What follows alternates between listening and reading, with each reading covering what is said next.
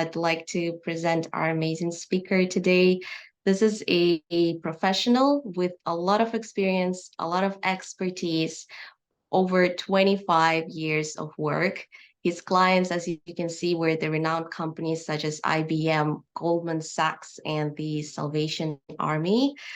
They have engaged him to achieve dramatic results during strategic transformation. He also holds a master's degree in organizational psychology, and he is a certified change management professional. He has launched his book this year in 2023. I'm so excited to read this book, Dancing with Disruption. So you can check that out. It is on Amazon. I just checked today, so all good. And I'm sure he has a lot to share here with us today, and the information will be valuable to every one of us. So we are expecting to hear from you today and to learn together. Jeff, the stage is yours. Please just stop sharing Fabulous. here. Thank you. Good to be here. All right, let me just share my screen, folks. There we go. We're all set. Adelina, give me the thumbs up. I see you nod. Okay, good. All right. Well, I appreciate the warm welcome. Before we jump in, you have to do that thing where you share a bit about your history and your credentials. And I decided I was going to stop quoting number of years of experience at 25. That's the end. I'm beyond that now, and there's some gray hair. Well, a lot of gray hair creeping in. But outside of work, here's the full individual. So yes, I love speaking, groups like this, small, large. I've been on every type of stage. You can see I love vehicles. Fast ones are a particular interest for me, but also very slow ones. So on that right-hand side, hopefully people recognize that as a ice cleaning machine, affectionately called a Zamboni. For many of you, been driving that at the local arena for 20 years. And then I love travel. I'm involved with a global group of entrepreneurs. Then with my family, that's a shot for my time in New York. And yes, I like to goof off a little bit. So hopefully you'll pick up on some of that humor as we go forward. So we are individuals that are not just our career selves. We have our other side of life. So I always like to share a bit about that as well. So let's start with a story.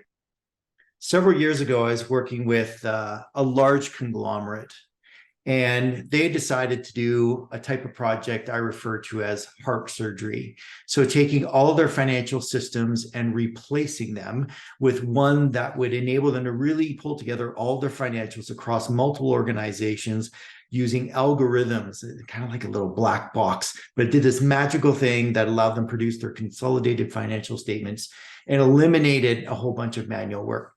Highly, highly complex technology. So being the change lead on this project, I did what any of you would do. We communicated. I mean, we blitzed it. There was no way anyone could say they didn't know what was coming. We talked about the changes, the software. We provided screenshots. We did demos. We got out in front of people. We told them about the training that was being put together, anywhere from half a day to 2 days. That registration would be opening soon, and then a countdown ensues. So we're getting close to go live. Training's coming up, and so finally the day arrives, and we say, please sign up for training. Pick a time and a day that really works for you. And we were delighted to see that the numbers took off and then plateaued far too soon. Oh, that's not good. So we went to the leaders and say, hey, people really need to take the training. This isn't something they can just pick up on the job. Can you give it a push? Yes, of course, we'll give it a push. And they did. And we saw the numbers go up again and plateau another time. Still not where we needed them to be. And all of a sudden you have risk. There's a risk that when we go live, we don't have that critical mass of people who know how to use the program. And all of a sudden, the very objectives that this project is based on are in jeopardy. So what do we do? Bigger question we have, and what we want to look at today, is this resistance. Are people pushing back on this whole initiative? And the answer at that stage was, we really didn't know what was going on. So we're going to press pause on this story for the moment. We're going to revisit it at the end. And let me take you through some of the insights that I've had around resistance or working with clients over the past few years. So let me take you first to another client. So this is about 4 or 5 weeks prior to go live. It's another heart surgery type situation. This one, a banking client replacing their entire banking system. And me speaking to their employees, asked them, give me a couple words that explain how you're feeling right now as you're getting close to the go live date. And these folks have been through a very long project. They've taken a ton of training, but looking ahead to finally the day when the doors open on each branch, customers file in, and they're expected to use this brand new system live in front of people. And you see some of the reactions. You got those big words in bold: stressed, overwhelmed, frustrated, nervous, but then also some of the positives: excited, thankful. I think thankful because it was almost over. So relief, I think, backs that up as well. So we have this mix, some of these very realistic, very transparent revelations of emotion of what people were feeling, a blend of both these negatives, but also some of these positives. And so one of the things I want you to consider as we move into this topic is, could both sides of the coin, the negatives and the positive, contribute to some form of resistance? And I think the answer is yes. And now let's pull that apart. So as we look at change, we always start with an objective. You as BAs are tasked with accomplishing a result and need to produce some type of return, whether we're generating benefits for the organization's reputation, a real return by reducing costs or increasing our competitiveness. That is the goal. And as I alluded to in that first story, when people don't engage, all of a sudden that return is at risk. But while we can see the end goal, we can see that net in the center of the screen, we know where we're targeting, it can look a lot different for individuals that are looking to take this journey. They can look towards that goal and see nothing but obstacles, twists and turns, and not being very sure of which way they should go and how they're going to get there. And all of a sudden we have that seed that can begin to generate resistance. Let's look at Joe. So Joe's been running this hot dog stand downtown Vancouver for years and years. In fact, no one knows when he actually started there. It just seems like he's been part of that scenery forever. He has the best hot dogs, best sausages. He has more condiments than anyone else. And often there's a lineup at his stand. And one day, an individual gets to the front and orders the Polish sausage. And while adding anchovies to the sausage for who knows what reason, says to Joe, hey, I'm from the city, and I just want to let you know, not only do I love your hot dogs here, but we're actually going to be doing construction on this street. We're going to be digging up the sidewalk. So we're going to need you to move your cart 1 block that direction. And Joe leans out of his cart and looks down, and he sees that corner, lots of people walking around there, lots of good traffic. He looks at the sidewalk between that point and where he is and sees, it's nice and unbroken. There's no big holes. Shouldn't be a problem getting his cart down there. So thumbs up, no problem. Happy to move while you're working on the street here. And so he does. And construction begins. And business is going well. And again, the city planner makes it to the front of the line and says, Joe, first of all, thank you. Great hot dogs. Listen, now that we've started the construction work, we've actually discovered that the problem is much worse than we anticipated. I mean, we're going to have to rip up all of the pipes that are in like a 6-block radius. So for matters of safety, we need you to move your cart again. Sorry about that. But now to the other end of downtown. Now, there's no way Joe can lean out of his cart and look down and see where he's going. In fact, he's been servicing this location so long, he's never been to the other side of downtown. He has no idea what to expect there. So for this change, what do you think he's thinking about in terms of his prospects? What is he concerned about in terms of his business for this type of change? Well, you're going to tell me. So what we did is we went out, asked the audience, what do you think are the top 8 reasons, top 8 concerns that someone like Joe might have when moving to this other location? And they gave us a number of answers. We picked out 8 that we thought were the most beneficial to consider. So I'm going to ask you now, Adelina, keep an eye on the chat because I got it in front of me again. All right. So we'll get rid of this question here. Hi, there we go. All right, I'm taking answers from the audience. You can use the chat, but we're also a small group. If you want to come off mute and just tell me, you're welcome to do that. So what things do you think that Joe's considering as he considers whether he can be successful in this new location? I think first getting there, like, will he be able to get there without holes or bumps along the way? His Look at car that. All right. So we've got looks someone coming really, up. Okay, yeah, good. really fragile. Right. Okay, so we got some logistical issues might have to determine. Footfall. Now, I think that's my foot traffic. Do we have enough people circulating that area that he can still be successful and bring in the income he expects? Good. Looks like Angela had same type of answer. Excellent. All Are right. there already competitors there? Or is there already someone selling hot dogs there? Excellent. Thank you. Appreciate that. I think that was Paula. Yes. Good job. Or are they going to ask him to move again in a few weeks? Okay. Is this temporary? Is it going to be long term? Now, I knew you guys would come up with stuff that I didn't have. So I put in number 8, other. So thank you. I see Ole has infrastructure. Does he have what he needs in order to deliver? So I'm gonna bend that one a little bit and say, right. So can he get all his supplies there that he's going to require? Can deliveries be made to that location? Palav, safety was my number 2. So is that a safe part of the neighborhood to be in? Don't know. I would be concerned about that as well. Excellent. Now we got a couple others. Anyone want to take a guess? Will his existing customers walk that far? Wow, well done. So am I going to lose people? So I can leave notes around, but will they even travel across the city to come to where I am? Now, going to be hard to guess the last one, but this comes up.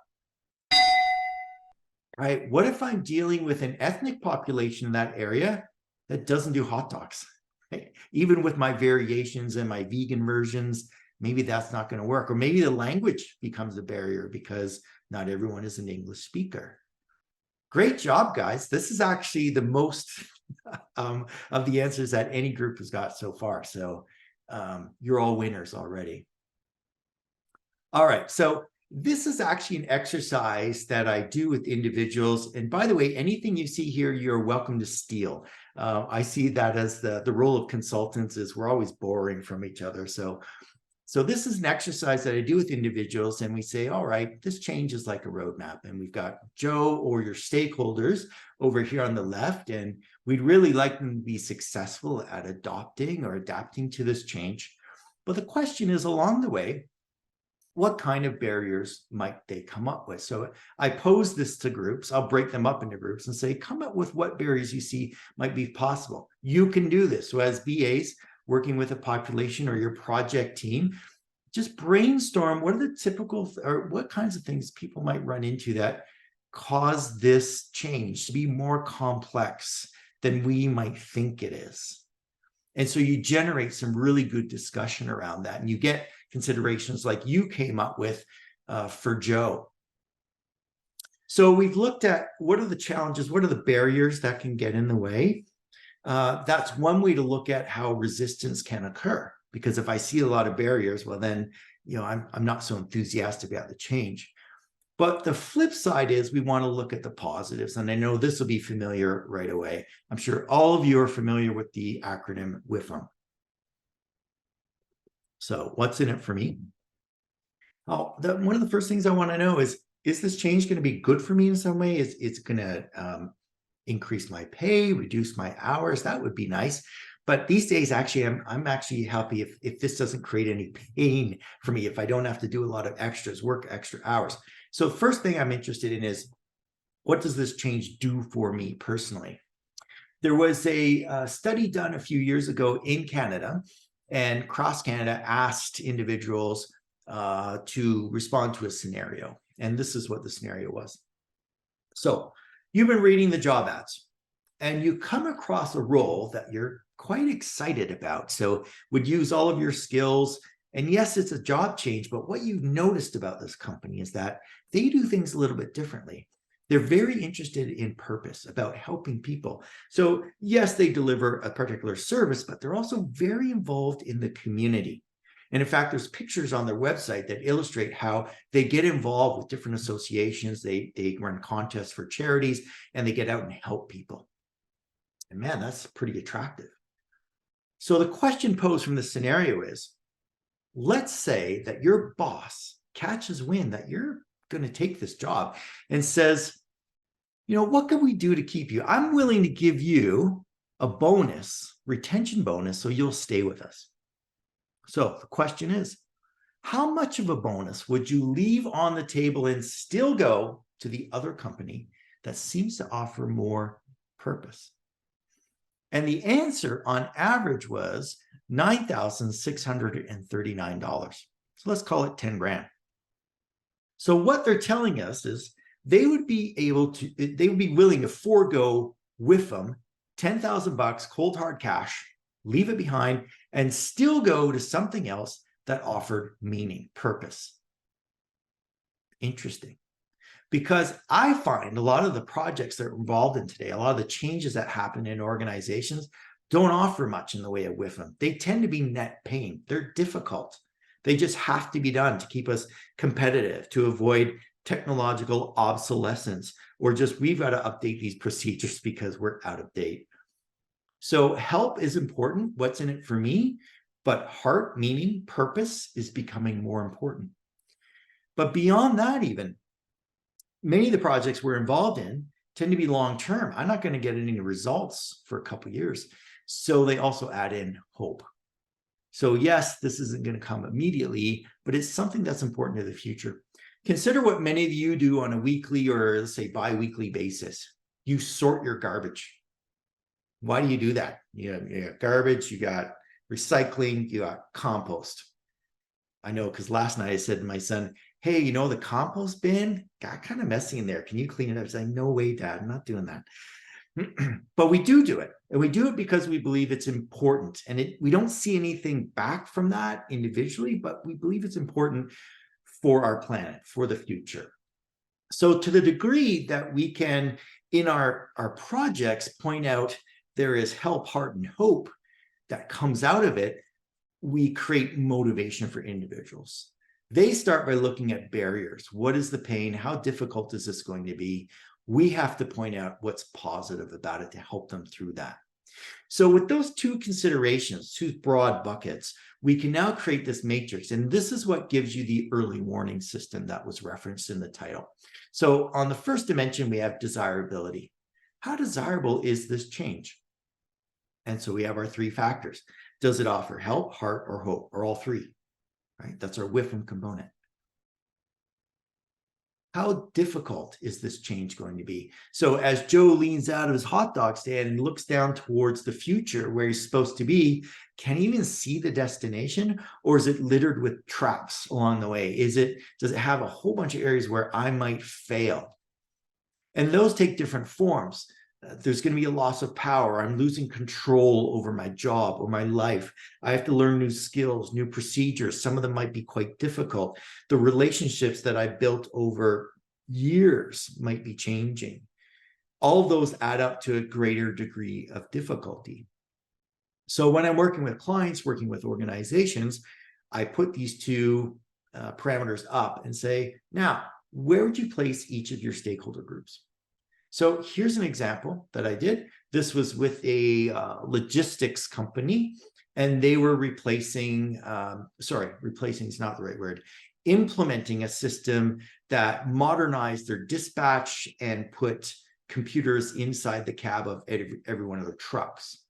Now, from a customer perspective, their customers, wonderful technology. They could get these fantastic reports and track where their shipments were. Executive team, thumbs up, going to be great for the organization. But dispatch going, yeah, okay, we see some benefit, but this is going to be pretty tough. We've done it manually forever.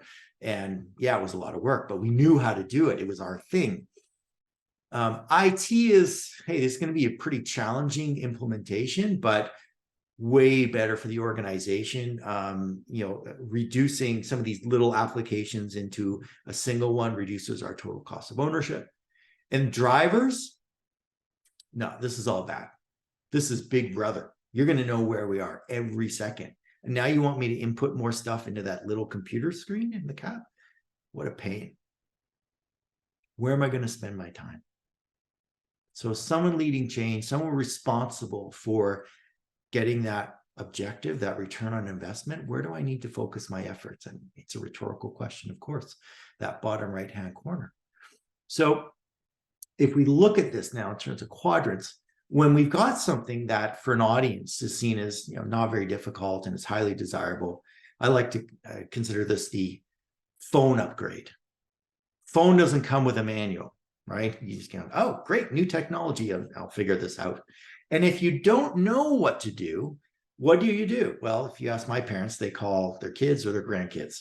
Many of us go to YouTube. Show me a video that teaches me how to do X. So there's help available if needed, but because it's highly desirable and not too difficult, a lot of people pick it up on their own. Fantastic. Bottom left. So it's not difficult, but people see it as negative. They don't want to do it. This happens a lot with safety protocols. So great example I had, we had a fire drill and everyone got out of the building and they said, first of all, this is one of the worst fire drills ever. You're extremely slow. And we noticed a lot of people when exiting not holding the handrail. So they had to be reminded the reason we're doing this and we say hold the handrail is because if one person slips and hits the next one, domino effect, very dangerous. So I try to encourage people to, embrace the change, do it the right way. But if you don't, I need to mandate it. It becomes part of our policy. And if we see that you're violating the policy, there are consequences that go along with that. Top right corner. Highly desirable change, but this is going to be a challenge. So that's like our IT team. And I'm going to provide proactive help. So, for system implementations, that often comes in the form of, let's get you some of that training, deep dive at the beginning. We'll get some demos going and equip you as much as we can with what you need to be successful. The toughest part, obviously, is the bottom right. When we got folks to see this is undesirable, highly complex, I'm probably going to fail along the way. The strategy we use is to reduce and reframe it. Now, I'm going to come back to this concept of reduce a little bit later, but reframe uses those elements of help, heart, and hope. So how can I reframe this change in ways that appeal to what you find beneficial? Can I create purpose out of this? Can I demonstrate how this change help someone else, even if it doesn't help you directly? And that can motivate folks along the way. So again, we'll revisit this in a bit.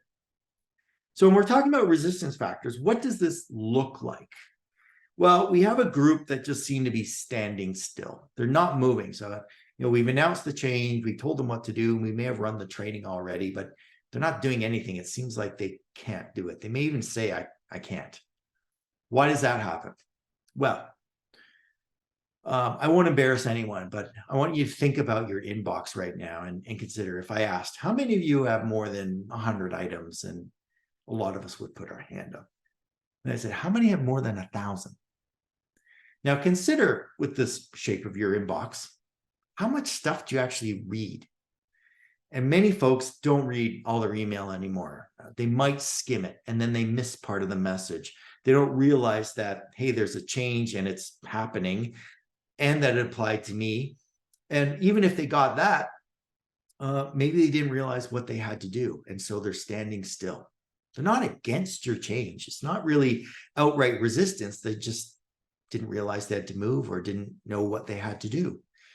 Even if training was offered, there's a lot of training that's, let's face it, crappy. It's online. There's no hands-on component. I leave it thinking, okay, I got a vague idea of what to do, but until I get to do it with someone else, it's not really going to sit solidly in my brain. They might be missing tools, information, or you see that gas gauge up there. We're finding more and more people are saying, I'm out of gas. Like I don't have the capacity for one more change. Just a couple of weeks ago, Gartner released a new article, and they were talking about how to deal with change rage. And I reacted really negatively. I was like, come on, do we have to sensationalize anything? So I posted this in a forum with other change management people. And a few people said, reality is, I've seen this, that change is handled really poorly within organizations. We're overstressing our folks. There may be layoffs involved, so there's an emotional response people are having as well. They're angry, they're fed up. Rage is a reality in some places. Wow, that's really sad that we're not paying attention to our people. So capacity is an important part of being able to embrace change. So consider this. I use this with a lot of clients to remind them the easiest thing to do during change is nothing. And it's not that they're resisting. It's just, I might think, hey, that's a lot of effort to embrace the change. I'm just going to wait and see.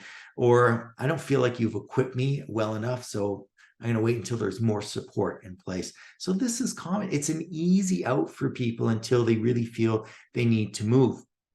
So how do we get them going if they're saying, I can't? Well, you recognize, of course, our 5 W's on the right.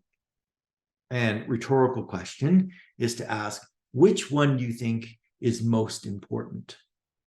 And many people come back and say, well, it's the why. People need to understand why we're doing this change so they can figure out where they want to embrace it. And that's not correct. It's first of all, having a solid understanding of what. And I've seen many leaders get this wrong. So they talk about the change using graphs and numbers and cost savings. And the person trying to figure out, yeah, but what do you need me to do? What's the expectation here? What is this about? Where are we going? Who is impacted? Is it me? And therefore, what will I need to do differently? Once I've got my head around that, around the destination, then we can talk about why, and I'll figure out whether I want to engage with this or not.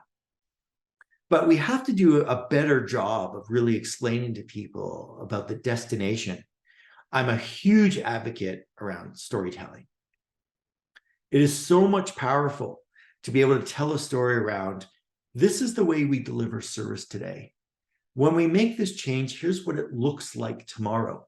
And I can do that with pretty much anything, even just a system upgrade, which seems so mundane. But when it brings in new capabilities and it affects what I am able to deliver to my customers, whether they're outside or they're internal customers, that creates purpose. I'm helping someone else. So when people aren't moving, when we're wondering, are they resisting? We have to start with clarity. Is there something they're not understanding about the destination? Or we have failed to fill in the blanks or provide something they're expecting that would clear it up. So they go, oh, okay, I get it now. All right, I can move on now with compliance. So we begin with clarity. I want to introduce you to someone. This is Janet Layton, and she is the Director of Happiness. So she works for a retail organization called Timpson. They're pretty big in the UK. And she says she spends 1/3 of her time working with employees, talking to employees about their finances. Now, why would someone do that? Are finances within the responsibility of the leaders in our organizations? Maybe the organization's finances, but yours? She has helped arrange loans. She's negotiated cell phone contracts. She's directed individuals to credit restructuring services. And the reason that she does that, the reason why she was appointed to this position, is the acknowledgement that it's all life. When we come to work, we don't just leave behind what's happening outside of the workplace. We bring it with us. And a lot of people right now are stressed about finances. Inflation is killing a lot of people. And does that affect performance? We know it does. There were studies done, especially during the pandemic, that showed when people were feeling this sense of isolation, loneliness, all that stress level, it absolutely was affecting performance. And it carries on today, whether we're talking about finances, whether we're talking about the war in the Ukraine, the war now in Israel. It impacts people, and it takes energy away that that makes it difficult to adapt to change. So interesting that an organization has stepped up and said, we're going to put someone in place that can help you with some of those issues so you can focus on things that matter. And it may be more of your own personal stuff, but we're hoping at least some energy left over for change at work as well. So what do we do when people aren't moving, when they say, I can't? Well, we start with clarity. Are they really understanding everything they need to know about a change? We can focus on their competency. What else can we put in place to help them, to raise their skills so that they're feeling like, yeah, I could do this. Can we improve the training? And then capacity. What is it we need to do in order to improve the amount of energy they've got that they can bring to focus on this change? And there's many ways to do that. We're going to see some more about capacity in a little bit. Here's two more reasons that people seem to resist. They either feel, I won't. This is where you dig in your heels and say, I am not doing this. And that's just the way they are. Second is, I don't want to. So I've looked at this particular change, and maybe I normally step up and I'm happy to do that. But this one, I'm not getting it. I don't think so. This doesn't work for me. So this is at the other end of the extreme. So we just looked at, I can't, I'm missing some pieces. They're not really saying no to you because they don't want to. It's just that they're missing something. But on the other end, they've got the facts and they're saying no. All right. Well, important thing to note is even when we've got something that seems like, wow, what are we going to do? They're just saying no. That itself exists on a continuum. So first of all, is something we already looked at. They're just not seeing that there's a whiff of them. There's nothing in it for me. This looks like net pain. So we can go back to our messaging. This again invokes clarity. What can I direct your attention to that's a little more valuable to you? Can I introduce a little more purpose associated with this change? Can I tell a story that helps you connect the dots between what we're doing and how this benefits our greater set of clients, customers, community, even the country? On the flip side of that is there's no consequences. I see this all the time as well. We have someone who's saying, no, they don't want to do a change. And it's not evident that there's a cost to that. And I don't necessarily mean punishment, but that there's a downside to the organization. I'm sure many of you have been involved in projects where if we don't get the system flipped over, the maintenance costs that we pay are going to double, triple. They go right up. There are consequences to that. And if we keep going, if I'm dedicating more of our budget to those maintenance costs, what am I taking away from? Well, maybe there's probably not going to be any bonus this year. There's going to be no performance or salary increases, those kind of things. I don't know. You got to connect those dots, but there has to be evident consequences that helps with the motivation. What else do we have? Leader accountability. And this breaks down into a few pieces. One is, my manager doesn't support this change. This is a classic question that I put into readiness assessment. So as we're coming up to a go live and implementation, doesn't matter what it is. It can be technology, it can be process change, it could be a merger. But if I ask the question and say, tell me, do you feel that your manager supports this change? I get answers all over the board. And I know if I don't have a strong yes, then the likelihood of individuals to step up and really embrace a change is reduced dramatically. And similarly, same for peers. If I feel like I'm the only one in my group that is supporting this change, probably not going to be that bold about it. So it, again, affects motivation. If leaders are not trustworthy, so let's say they tell a message at the beginning that says, this change is going to be the most fantastic thing for everyone. And folks are going, there's no way that's true. They can identify 5 barriers right away. They can see there's going to be pain along the way, and yet leaders seem to be ignoring that. Credibility crash. So leaders need to be accountable to these types of responsibilities when rolling out change. If folks feel they can wait it out, that there's a history of changes that just don't seem to happen, then they can just do nothing and see if there's pressure for them to do anything. And then we're into the far end of the spectrum. There are folks around, and thank goodness it's a very small part of the population that tend to hate everything. They always point out the negatives. They're unafraid in a public forum to tell you everything that's wrong with your project. They may not like you, and they think that this change is stupid. Now, I'm using very direct language with you because this exists, and I want you to consider what happens when an individual with that type of attitude is allowed to stand within a group. What happens to the rest of the group? It spreads. It is toxic. And if I see that, Samantha can say that stuff and get away with it, and maybe I don't have to do this change either. And let's just see what happens with Samantha. Then maybe I'll make a decision. So this stuff is really risky. If it's not dealt with, this also puts your entire project at risk because it spreads. But it's solvable. You can answer this just the way I've laid it out. Okay, well, if people feel like you can wait it out, well, let's talk about consequences of delay. If leaders aren't trustworthy, let's influence their messaging so they talk a bit more about the potential pain along the way and acknowledge the fact that that's a reality.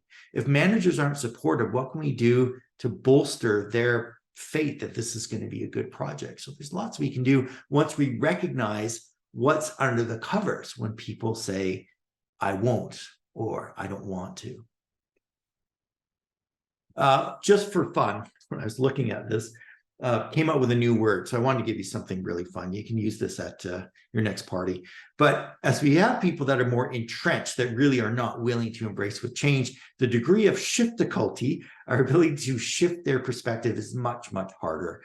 So when we have folks, and I've met them in organizations that say, I'm not doing this. There is nothing you can do that will make me embrace this change. Great. I am going to escalate it. Let's look to get at you outside of the organization because I'm probably not going to change your attitude.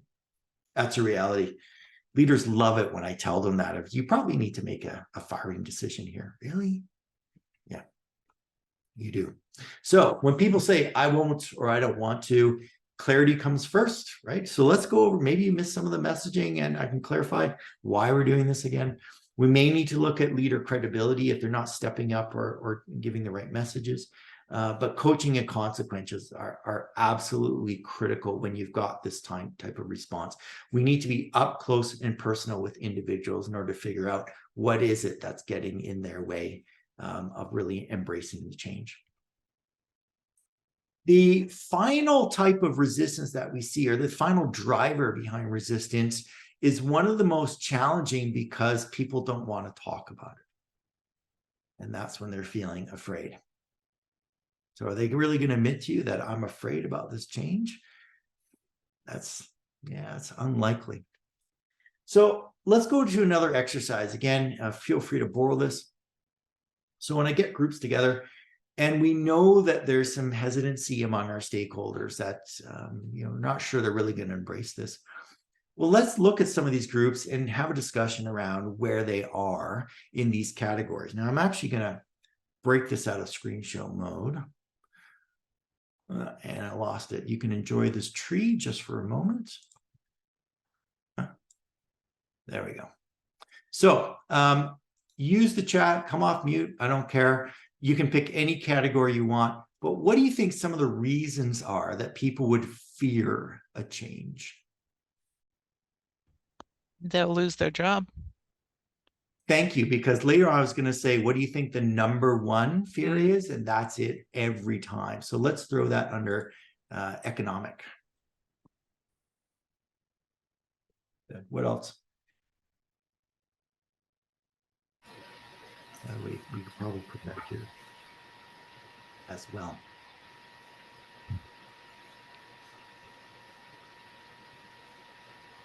What else drives fear? There'll be lots of overtime, extra work for them, extra stress. Exactly. And, you could put that in a lot of different places. I'm going to throw it under social as one example, because if I'm working overtime, it starts to impact my relationships with other people. It could impact family time as well, easily. So this stuff spreads, it has ripple effects. Yeah. Good. I'll take other suggestions. I'm going to prompt you for another one. If I'm working more overtime, what else am I spending that I might not be able to get back? Time and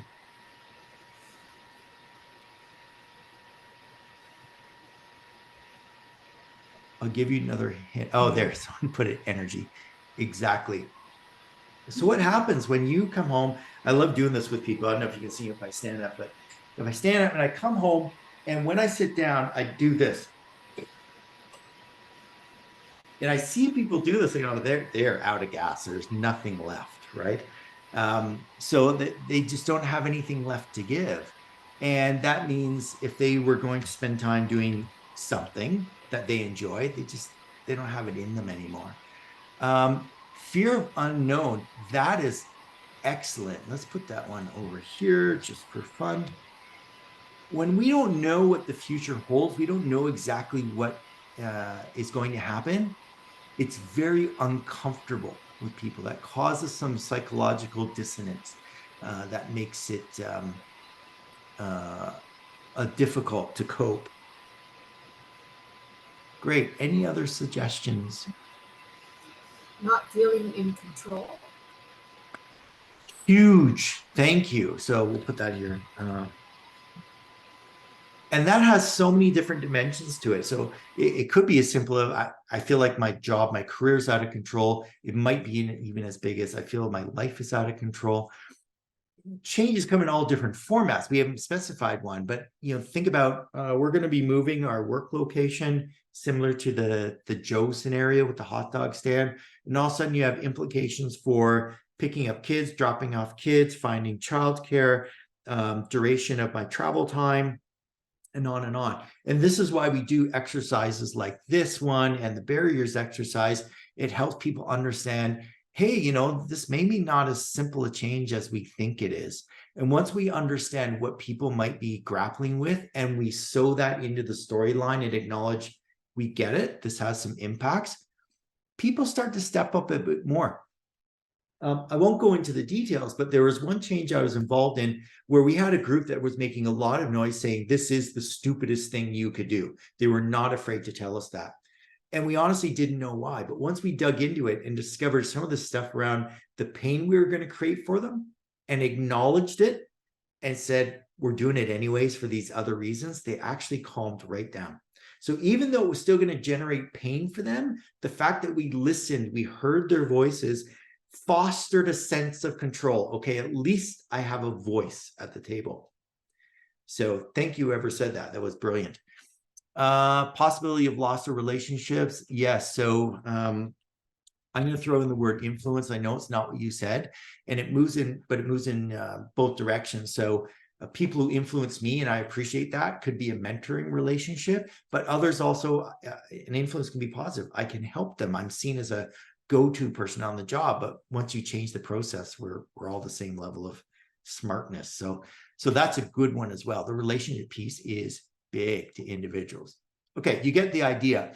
So let me pop this back into screen show mode. So fear takes all sorts of forms, and we have to be really sensitive to that. Again, acknowledging people don't always want to tell us why they are afraid of a change, but it's important that we get up close and personal with them to try and understand what might be holding them back. So when we have fear, some of the biggest reasons are history. So I have personal experience that when I engaged this type of change before, it was awful. It was a terrible experience.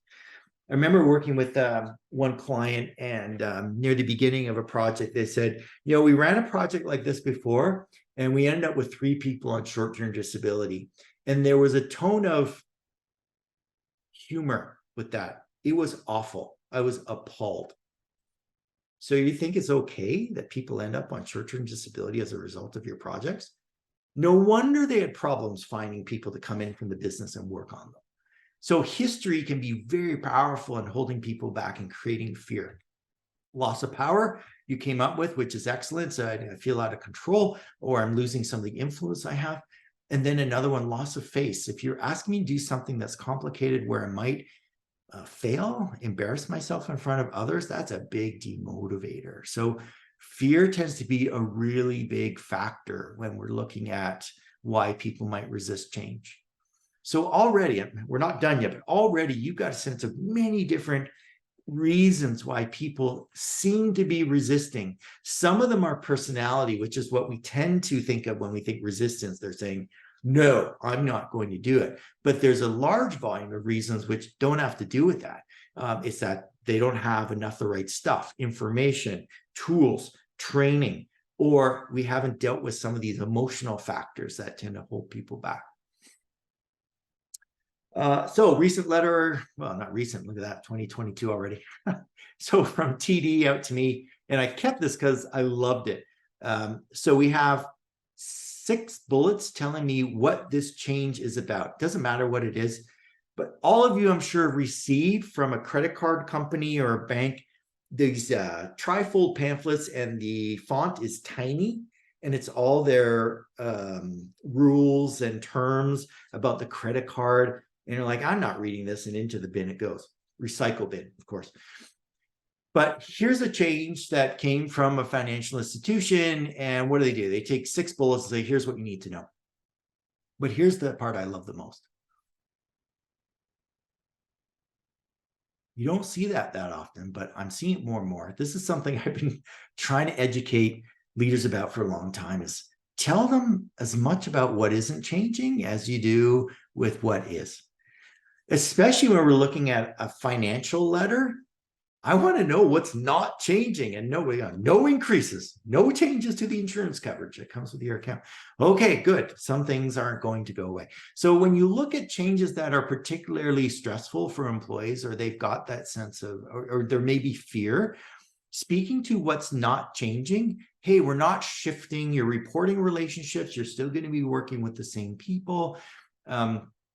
These processes that you've been doing for years, they're not going to change, can be quite comforting to individuals, and they feel like there's a bit of chaos that's coming out of this. So this was a really important lesson learned for me. It's an important tip for those who lead change.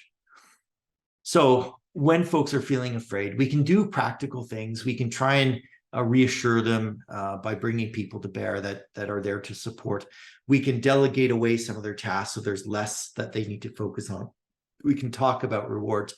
But this flip side, I think, is even more important. When we focus on what they are thinking about, that mindset becomes so important for driving behaviors. So we remind them, yes, these are the benefits, but also the strengths. So listen, you may have forgotten, but you guys are really good at some things. And those skills that you have, we need them just as much with this new change as we did with what you did yesterday. Remind them of the history of success. I have told so many leaders during the pandemic, I want you to write down what people are doing now. That's an amazing testament to their versatility, their resilience. There were so many examples. I'm sure many of you were involved in digital transformation efforts that happened, within the first month or two of the pandemic, and you saw a rapid change, and people embraced it. Folks who didn't know how to attend a virtual meeting before, all of a sudden were doing it regularly. Folks who had never been a teacher, all of a sudden were doing homeschooling. Folks who had never touched an oven were learning to bake. And so these are important stories, reminders that folks do have a lot of resilience, and they can rise to the occasion and embrace new changes successfully. Change is not the enemy. It's how we approach it. And our mindset has a big impact on that. So when people are afraid, all of it's coaching. We got to get up close and personal with people, really understand what is holding them back, whether it is that history, it's afraid of certain consequences, it's feeling out of control, so that we can start to answer that and point out, hey, here's what we're putting in place to ensure you're supported, to ensure you'll be successful, or something we can do to help you through this challenging period. So when we take all these elements, you can throw the whole thing on a continuum. So on the left-hand side, it's resistance of a form. When people say, I can't, it's really, I don't know what to do. We know that sometimes people are afraid. We know a small portion won't like this change. And then an even smaller portion will say, I won't do this because I don't like doing anything. And we show that even in that far right segment that's most challenging, we can even break that down and show that it's on a continuum. There's always room where we can try and shift that mindset and convince people that, hey, this change is worth embracing, or it's necessary to embrace it. But first, we have to get under the covers and figure out, is this resistance, or is it just people needing something else to help them through? Third exercise that I want to share with you guys that I do with individuals, again, can make this a bit of fun. But if you got a group together and we are getting some feedback that tells us, hey, there's some issues out there, not everyone's embracing the change.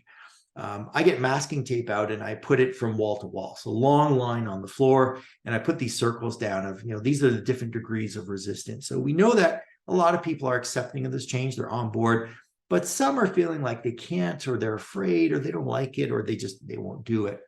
So tell me, thinking about others, thinking about your stakeholders, where do you think they are on that line, on that continuum? And I ask, go stand there.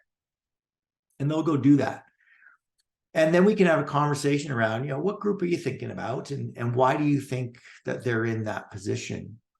And so that's interesting. But the second part is even more powerful, to say, what do you think might move them to the left on that continuum?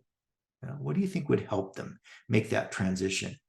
We've already talked about those strategies, but when you have people coming up with it with you and saying, yeah, I think if we did this, if we brought them into the room where the testers are and they could really see how this is working, if we got their hands on a keyboard, or if we did a process walkthrough where we could all just read it like scripts in a play and talk through the handoffs, I think that would really help. Great, let's do that. So these are really powerful exercises that we can use with individuals to help them understand the nature of resistance. It isn't all people saying, I'm not going to do it and I hate this change. There are real legitimate reasons why people get into these sorts of reactions, and we can help them move. So coming back to this diagram, I said I would spend a bit more time on this toughest category in the bottom right. So when we've got folks, for whatever reason, they're likely to resist because they see it as a difficult change. It's going to be hard and complicated, and doesn't provide a lot of advantage. And we're at risk that we're going to have more people in that I won't category, or I don't want to do this. Well, what do you do? So we talked about reframing, using your messaging, help, heart, and hope. Just, let's look at a different way and how this might be beneficial, if not to you, then to someone else. But what do I mean when I say reduce? Well, it's not about the recycling movement. So to explain this, I'm going to invoke something that you folks may be familiar with. How many people know Billy? Have you had an experience? Okay, I see Paula nodding. Thank you. Probably other folks have met Billy. So classic IKEA. Billy's probably one of their top sellers, simple bookcase. But if I expand that top left corner, if you said to me, Jeff, could you build this? If you just have this picture, this book, could you build this? There's not a hope. I'm not a handy individual. So my ability to put that together is quite limited. So no, not likely. So what does IKEA do? Step one, Jeff, could you find 4 of these pieces of wood? And then we've got these spindly things. And, if you could assemble those, stick them in the holes, could you do that? Yeah, I could do that. And then could you find the longest boards and then take the screw thing and put it in there?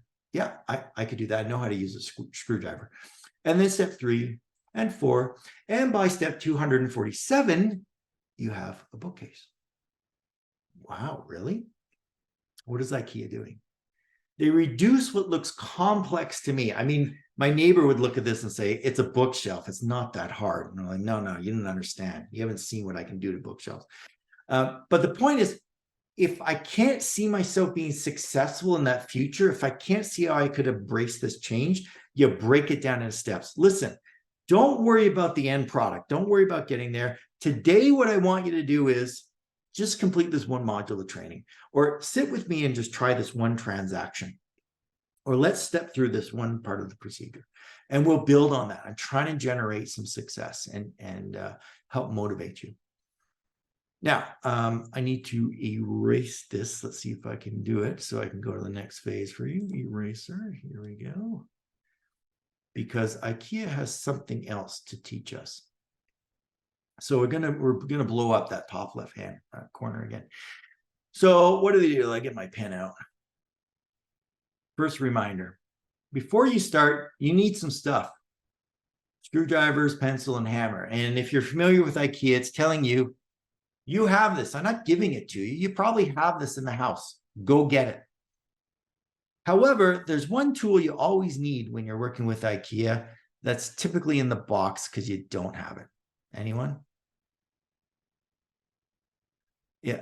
Paula, I read your hand signal. I got that. What do you Little call it? bendy guy. I call him the little bendy The guy. bendy guy. Yeah. So that's an Allen wrench or a hex key. Good job. So already we have this great example of, for this project you're going to take on, there's tools that you need.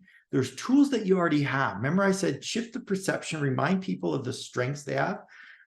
When we spoke to that complex financial tool at the very beginning, it wasn't that we're throwing everything you know out the window. All those skills you have for functions you built with, or not functions, equations you built within Excel, you're going to need that in the new world. It's not that we're tossing everything out. So you're not starting from scratch.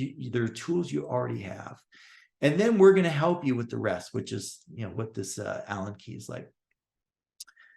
Next picture here, we see that it's bad to do it alone. Instead, you need to find someone with oddly shaped elbows and a pencil behind their ear, and they can help you get through this. What is that telling you? Well, buddy system. So managers should be acting as coaches. We might introduce peer support. We might have super users. And this helps us with capacity. The fact that not doing alone is a motivational measure. It just helps me get on with the job. So we've got two of these pieces already, building up competency, leveraging your strengths, enhancing your capacity by adding people who can support. And then this last one. This guy, he's so sad. He doesn't know how to put these three pieces together. So you might get stuck. Right? Failure is okay. It sounds so odd to say, but I tell leaders, you got to tell them they're not going to get it 100% right. If I tell you that you may have mistakes, are you more likely to share them or report them? Yeah, you are. So I want to provide support. So listen, you run into a problem. Here's the number to call. I got this hotline to help here.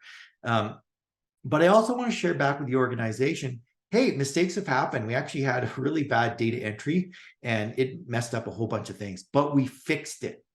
And it could happen to you. If it happens to you, call us. It's coaching. I don't want anyone to be afraid. Don't be afraid. Mistakes, yeah, they can happen. But we've got a team here to help fix it. So there you go. Lessons learned from Billy and the people of IKEA, I think are really useful when we're looking at change. So we have these 4 reasons for resistance. I can't, I'm not sure what to do. I'm missing something. I won't do it, or I don't want to, or I'm afraid. And leveraging these, what do you got? 6 C's on the right can help bridge that gap. So I always start with clarity. What can I fill in for you to help you understand why we're doing this, what you need to do, why it involves you? How can I raise your competency level so you feel confident and safe embracing this new reality? Capacity, realize that we're drawing a lot of energy. What can we do to ensure, have you utilized all the resources we have available to support you? Credibility, our leaders stepping up and really acknowledging what it's going to take to get there. Coaching, and then consequences. Coaching, working one-on-one, but making it clear if we don't do this, there are some negatives that are going to occur. It could be for the organization. It could be for you personally. But when we do this, I think we help people so much. Change is nonstop. All of you realize that there's no end to it. And we need to set up our individuals, our employees, so that they're realizing, hey, I can be successful and successful continuously. So let's return to our first story where people aren't signing up for training. So we went and asked some questions. So why aren't you registering? Well, Jeff, you got to understand, you told us that training was anywhere from half a day to 2 days. We run pretty lean and mean here. So when you say that, we recognize that to make up the time spent in your training, we're going to have to do evenings and weekends because our boss has not changed the level of expectations. We're still we still have to complete all the work we're assigned every day. And it's a struggle to get it all done on any individual day. So the training you point out as an advantage, what we really need for us is a punishment. Wow. Talk about an eye opener. And so we had to make some adjustments. One was we needed to bring in some people to alleviate the workload a little bit so they could not only take the training, but have a bit of a buffer knowing that things don't go smoothly during transition. They need time to adapt. And the second thing we did was go to managers and say, hey, this was a miss on our part. We forgot. You've got to look at your objectives and mix it up. They need more time to deliver on your expectations, or you need to reduce the expectations just till we get over the hump. Did that, mission accomplished. People got into the training.